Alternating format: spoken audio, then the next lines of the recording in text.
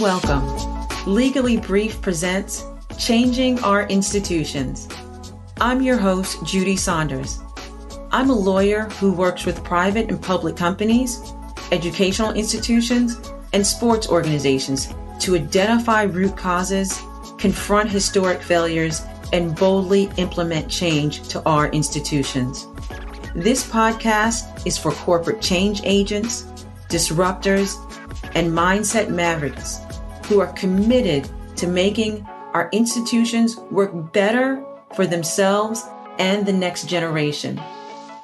I want to remind you that while I hope you enjoy every episode in the series that we're doing on changing our institutions, the content of this programming is not a substitute for speaking directly with an attorney who understands your unique circumstances.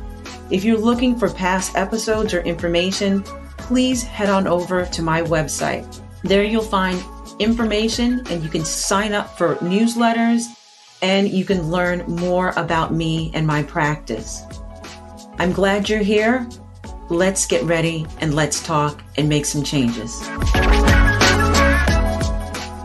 On this episode, I'm having a conversation with mother, speaker, and co-founder of the Don'tShockMe.org Foundation, Dawn Massabni. In our conversation, you're going to learn about her daughter, Madeline, who on May 30th, 2017, died suddenly and tragically from toxic shock syndrome associated with the use of tampons. Now, this is a topic and a subject that I knew little about, but it's a subject and it's a diagnosis that can affect any of us. If you have a sister, a mother, a daughter, a woman that you love or care about, you have to hear this conversation. And at the end of this, I promise you, you'll want to not only educate yourself, you'll want to take action. The conversation, disclaimer, is heavy, but it's necessary. We cut it into 2 parts. Part 1 will air the first part of the conversation where you'll learn all about Maddie's beautiful life. And you'll learn that in that March in 2017, just 3 days after celebrating her birthday, her mother watched her die. In part 2, you're going to learn about what Dawn, her mother, is doing to honor her daughter, to educate other women, other parents, so that they don't have to suffer daily like she is doing. She's motivated. She's transformed this pain into purpose. And that's what part 2 we'll talk about. So grab a pen. You're going to need to take 1 or 2 notes. You're going to understand, educate, and then take action. Here's the conversation with Dawn. This episode, we've been running a series and we're talking about change agents, disruptors, mindset mavericks.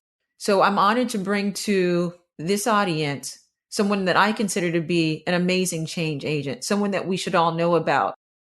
You often hear things, when you have a particular specialty or an area of work or an audience, they say things like stay in your lane, don't go off brand. But I knew that I had to bring this guest on because it was beyond whatever the brand is.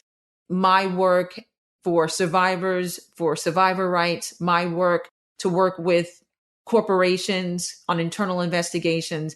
I knew that I had to bring to you Dawn Massabni to talk about the events, talk about her foundation, and something that we should know about a product used every day, millions used by myself, but that we know so little about. So Dawn, can you introduce yourself? Can you begin by telling the audience who you are? And then can you go into talking about Dawn? Tell us about your daughter, Madeline, and then we'll go from there. Just start with that. Absolutely, Judy. It's a pleasure meeting you, and thank you for having me on this podcast. My name is Dawn Massabni. I am the founder and co-founder, actually, my son is co-founder as well, to an organization called Don't Shock Me, Maddie Massabni Foundation for Toxic Shock Awareness. Basically, we work with menstrual toxic shock. It wasn't until my daughter got sick and passed away on March 30th, 2017 from menstrual toxic shock did I know hardly anything about this subject as I do now and want to share it with everyone in order to save lives and educate and create awareness. My daughter, I wish everyone could have met her. She was such an amazing child since the day she arrived here. Full of energy, full of life, happy, go lucky, laughing, smiling, always willing to help and do for others. In fact, when she entered a room laughing, everyone would say, "Oh, Maddie's here." Her life was so recognizable. She was just a kid that loved to try new things, very adventurous, with a big, huge, beautiful imagination. Exploring was always at the top of her list.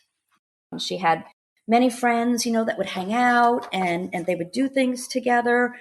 We always had little parties, play dates, crafts.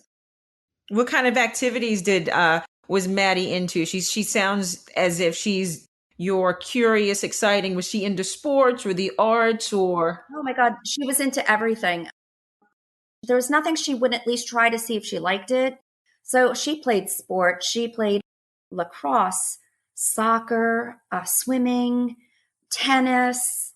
She went horseback riding. She loved the beach. I mean, she was a cheerleader. She helped with track and keeping stats. I mean, there was everything. She did everything. She modeled. She was on a front of a cover of Discovery Girls, which was about young girls finding themselves and being true to themselves. In addition to modeling, she did some runway and postcards and everything. She just was so well-rounded and loved it. Everything was like the world was her playground. That's all I can say is that if it was out there, she wanted to try it. And she did. So Don, tell me about also, did Maddie have any chronic or any health problems, anything before? And we're gonna get to the days and the hours leading up to March 30th. But was she generally a healthy child? She was very healthy, physically fit. She would ride her bike, run. She was always at the beach, cheerleading. She went to college. She joined Tri Sigma. And so what year was she in college? She was just going into her second semester freshman year. Second semester freshman year. Don, we were talking off of the recording before. I want to take you to March, 3 days before your daughter passed. I believe you told me that it was her birthday. So what would that put us at, March 27th? Yeah, March 27th, 1998 was her birthday. Tell us about that day. We had been visiting my son prior for his lacrosse games. He went to University of Tampa, and Madeline had spring break. She was studying fashion at Lynn University. She just loved fashion. She was her own fashionista. She really didn't care what anyone said. She just went to her own beat. And we had went to see him for his games and to celebrate their birthdays because my son's March 1st, Madeline's is March 27th. So we always do something together, and we had a great time. And then we came home, and I was taking her out for her birthday like we always do. It's the birthday person gets to pick their restaurant, and it's a special time for them. We've been doing that since day one. And so we went out to eat, and she just wasn't really eating. She wasn't quite herself. She said she wasn't feeling very good. And when we came home, she got sick to her stomach. And I said, Matt, I think you have the stomach bug. I'm so sorry. We're gonna do this another day so you can actually enjoy your special day and your birthday. And she's like, okay, Mom, thanks, And she went to bed. And then the next day she got up and she goes, I think I have a little fever. And I checked, and it didn't seem like a fever to me. I just felt with my hand or my head, and I really should have taken her temperature. But anyway, she just said she wasn't feeling good and she wanted to drink juice. And I'm like, just drink it slowly. Don't guzzle so you don't want to get sick to your stomach. And she had been texting her friends that day, not really eating. She did get up and she was like, I'm a little dizzy. And I'm like, please don't get up without me. You haven't really eaten or drank anything. you could get very dizzy and you could fall and you can hit your head. You'll get hurt. So, it was, I just hung with her and she was still getting sick. And I said, Madeline, tomorrow we're going to go to the doctor. It's been a day. And I think we need to go see the doctor, see what's really going on with you. And she's like, okay, mommy. And she had asked if she could sleep with me. And, I would never say no. It's great when your kids want to just snuggle and hang out with you. And when they don't feel good, you just want to comfort them. Yeah. And let them know it's going to be okay. And I had said no because I had a wedding to go to. And I didn't want to get the stomach bug. And she understood, she was going to go to the wedding, but, she couldn't because she was sick. But I said, sweet dreams, honey. I love you. I'm here if you need me, just come get me. And I heard her phone going off and I tiptoed in there. I didn't want to wake her up. I wanted to rest. So I shut it off. And I thought that was like odd because she's always on that phone. And then the next morning I called her out, she was going to go in with her friends to do something. And I canceled. And, I let her sleep in because, sleeping in, you let them heal. And my kids were big sleep-in kids, in college anyway. And if they didn't feel good, even more so. So I finally went to wake her up because I was like, it's time to go to the doctor. They're waiting. We got to get there. Let me get her ready. And when I approached her and went to her, she just did not recognize me. And she had this glare that I knew something was so wrong. And I'm like, Madeline, it's mommy. Do you know who I am? Maddie. And my heart just, I just stood there and I realized. So I went and called for help. And, I sat her up, was trying to get her ready, cleaned up, whatever. And then she just started having a seizure. And she was looking at me and pointing, and she really couldn't get words out. And I just held her and I go, what, And I just started crying. I knew something bad was going on. So Dawn, that was less than 3 days, 2 days now from the birthday dinner, right? Yeah, about 36 hours maybe. About 36 hours. Dawn, you get her to the hospital? No, God, excuse me for a second, please. Absolutely. Please take as much time as you need. I could tell something was so wrong. And she looked at me, so funny. And then she closed her eyes and I'm like, Maddie, don't leave mommy. I love you. I need you. Please don't leave us. You can't leave us. What's wrong? And that was it.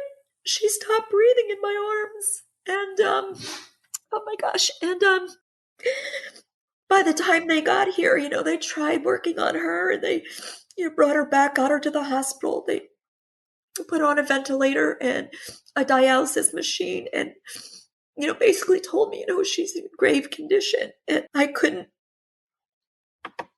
for the life of me figure out what was wrong with her because she was so healthy. She was, we were just away. She was laughing and having fun and her usual self. And Maddie's picture is captured. So the photo that you have of Maddie on the website, the Don't Shock Me Foundation, I want everyone to go to that because when you click on that picture and you see the eyes, you always say the eyes are windows to the soul. And I was captured by her eyes and even the background, I don't know where that picture is taken. It seems as if it's taken outside, but it also it gave me a sense of just how active she was as a person. So when do you come to learn about what caused this sudden unexpected death? How does that come about? They were examining her and I had told them she had just gotten over her period. And, I had seen, her using tampons. For some reason, I don't know why I said this. And that, and then so they did tests and blood work and swabs and everything. And it was determined she had menstrual toxic shock syndrome. And it had affected her. Her body was shutting down. Her organs were shutting down. Her heart stopped beating and her brain had been damaged from the lack of oxygen it was taking away from her. And the next day, After I get my son to fly home from college, the doctor explains everything to us, and we have to say goodbye to her and turn the machines off and let her go. Had you ever heard of that? Had you ever heard of menstrual toxic shock before that? I gotta be honest with you, way back I did, but you haven't heard about it, in so long, and it never crossed my mind. And I know they don't educate the children in health class in school, and my daughter never mentioned anything. And I I was caught off guard, and this was really something very dangerous and life threatening that it took my daughter without us even knowing about it and being able to do anything to save her. Something all of us, though, use. Yes. All of us know about and all of us use so millions of it. I'll tell you, Don, when we first were introduced, and we were introduced by a friend we have in common who works with the lacrosse helmets and player safeties for women lacrosse. So prior to having that conversation and that introduction, I remember I must have been maybe Maddie's year, but I remember being a young child and just starting, not a young child, but in my teens, early teens, just starting, you know, be able to buy your own stuff, be in charge of your own finances off to college. And I'll tell you, I remember opening a box, and in the box they had, the whatever little pamphlet. And I remember throwing it in the trash. Didn't even read it. I threw it in the trash, but it didn't make it into the trash. So I picked it up, and right there it had something like something shock. And I was like, that's an interesting word. And then throwing it away. And I'll tell you the honest to God's truth.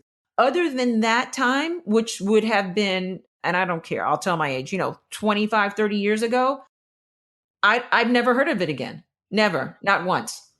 And it's not spoken about. It's actually the most unspoken, life-threatening disease out there. It has been around for over 40 years, and no one has done anything about it. No one has studied it, done research on it, or made laws that would protect women from it. And so women and girls were putting this product into our bodies without any knowledge of its consequences, yes. Full understanding.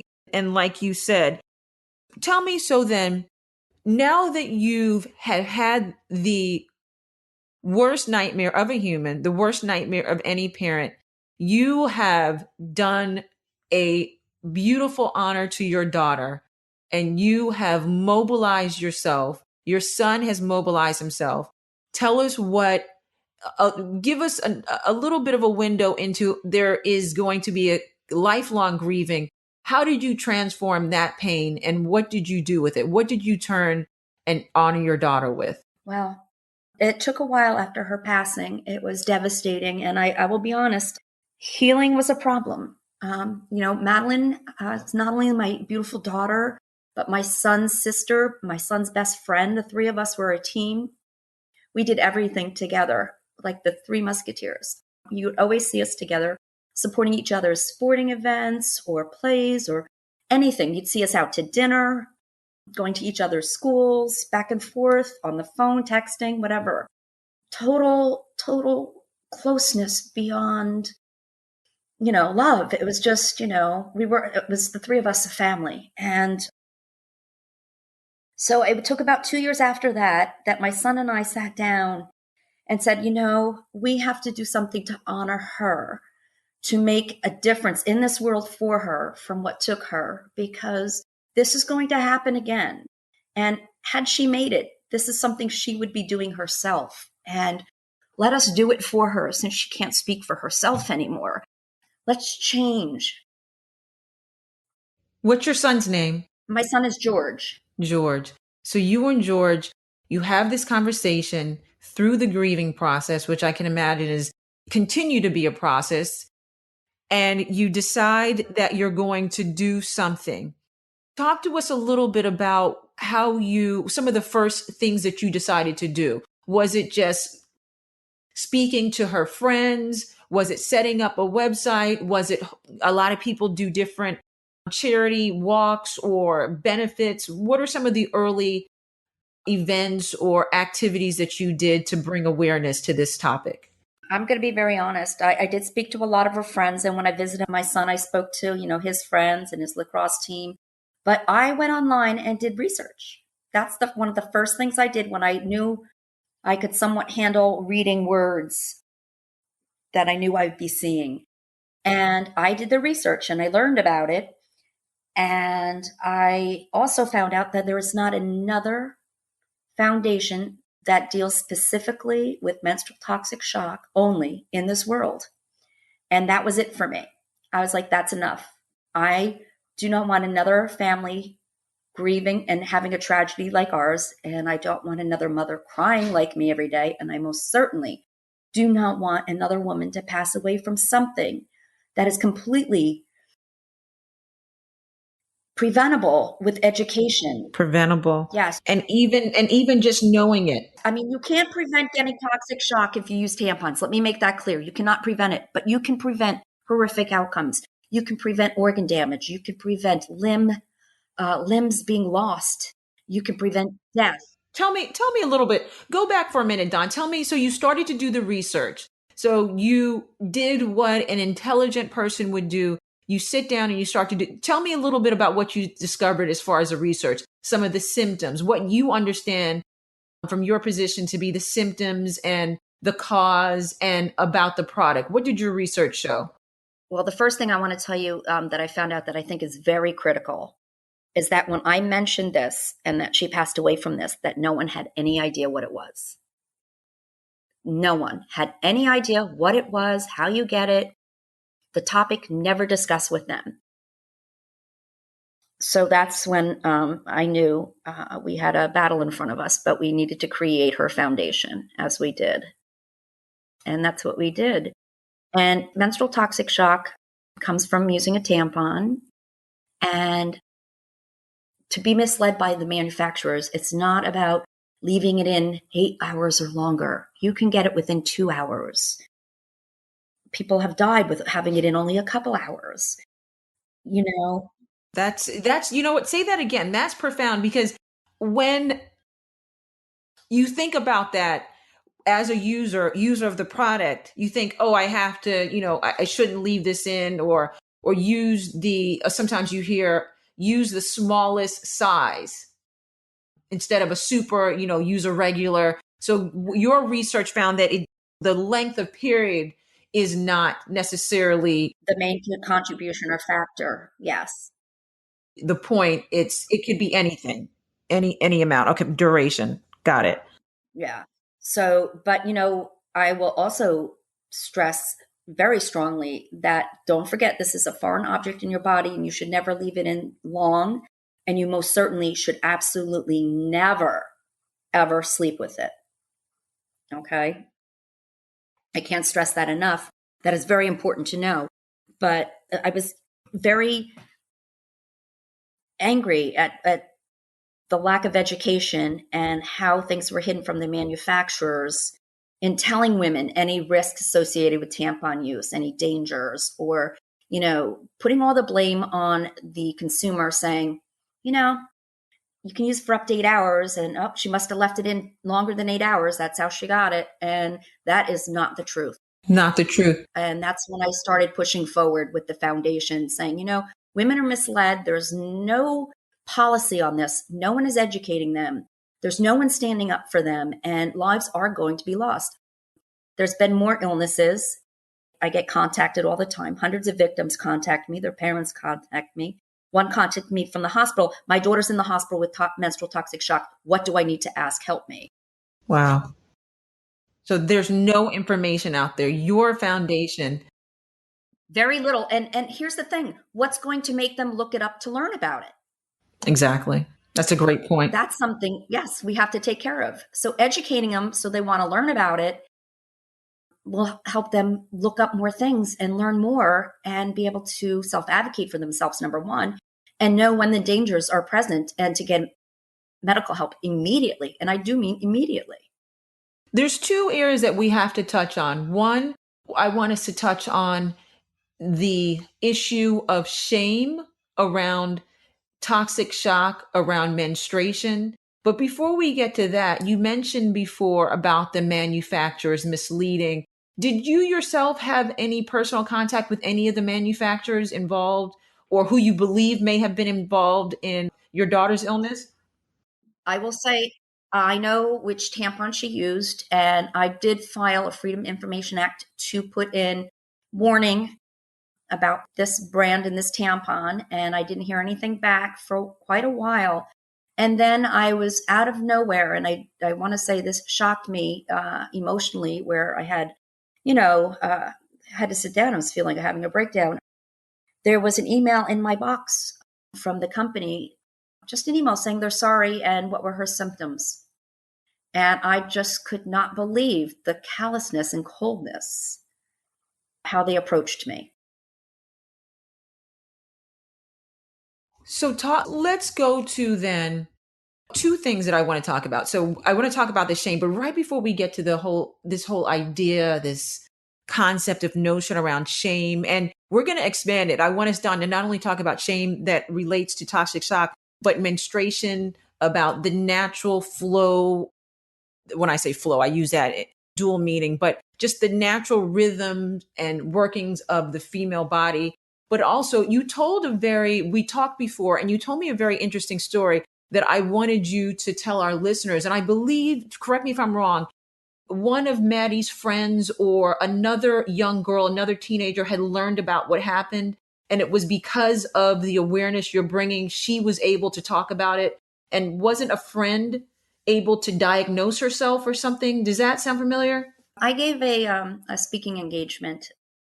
Yes, that was it. Yeah. And, moms and everybody are out there. And the mom told her daughter all about it. She was concerned. And the daughter listened. And when she was back at school, her friend wasn't feeling good. And the daughter, it clicked. And that's what we needed to do, click.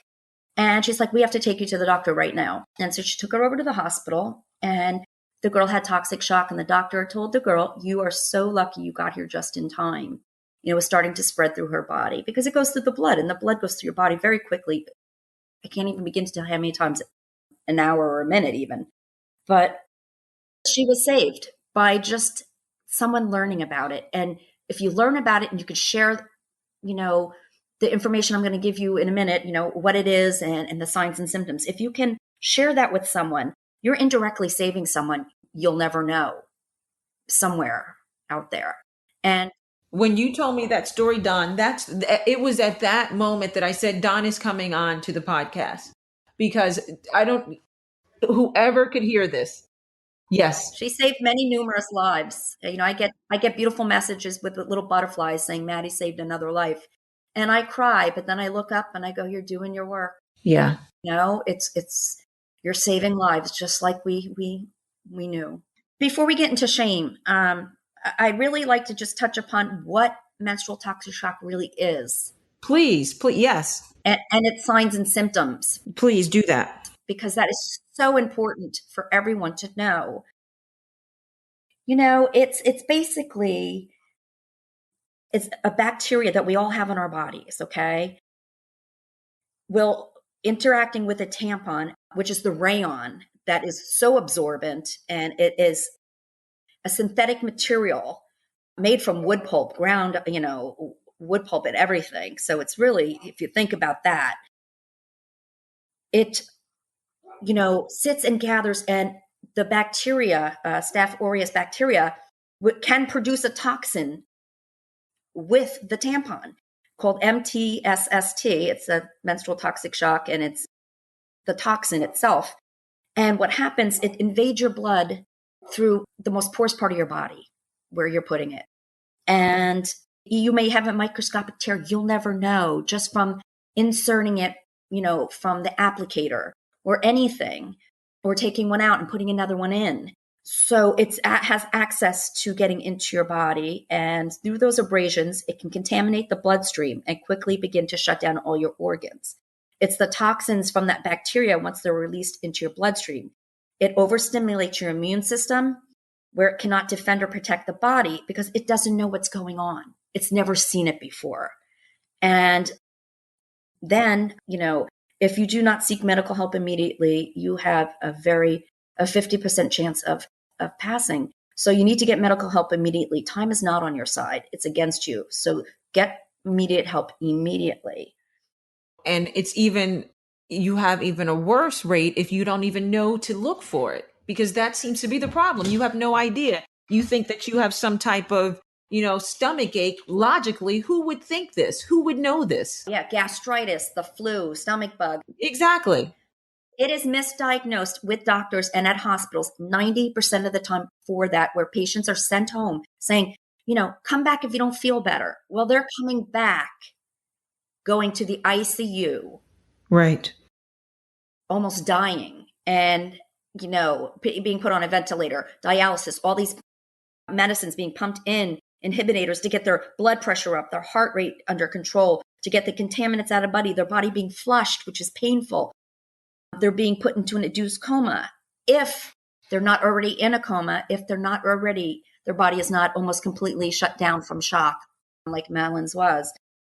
So you need to really pay attention. If you're using a tampon or recently used a tampon, and you come up with any of the symptoms, which I'm going to explain to you after using or recently used, it may not be the stomach bug. Put 2 and 2 together. I just used a tampon, or I'm using one, and all of a sudden, all these things are happening to me where I felt fine right before. Maybe this is toxic shock. I need to seek medical help immediately. Don't be pushed away from the hospital or the doctor. Put your foot down and say, no, you need to check this. This could be very important. This is what's going on with me.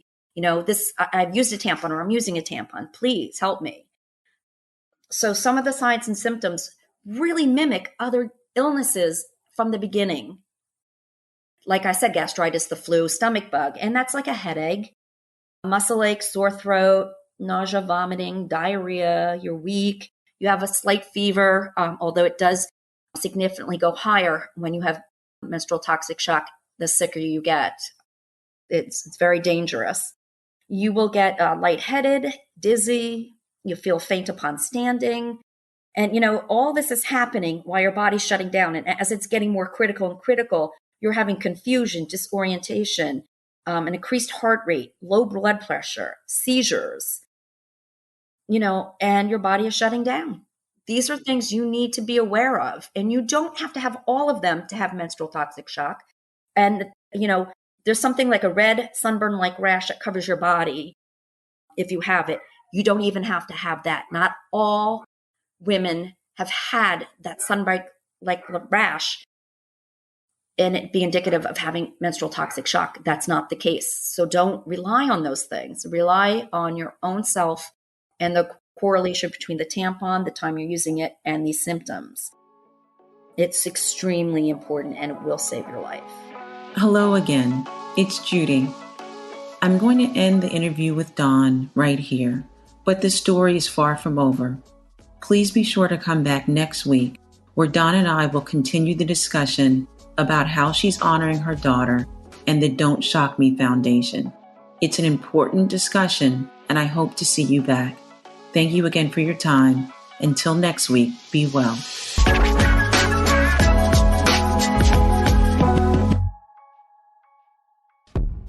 All information and content in this podcast is provided for entertainment purposes only. Nothing in this podcast shall constitute legal advice and shall not create an attorney-client relationship. This information is general and may not be applicable to your particular circumstances. You should review your particular circumstances with an attorney. All liability with respect to actions taken or not taken based on the contents of this podcast is hereby expressly disclaimed.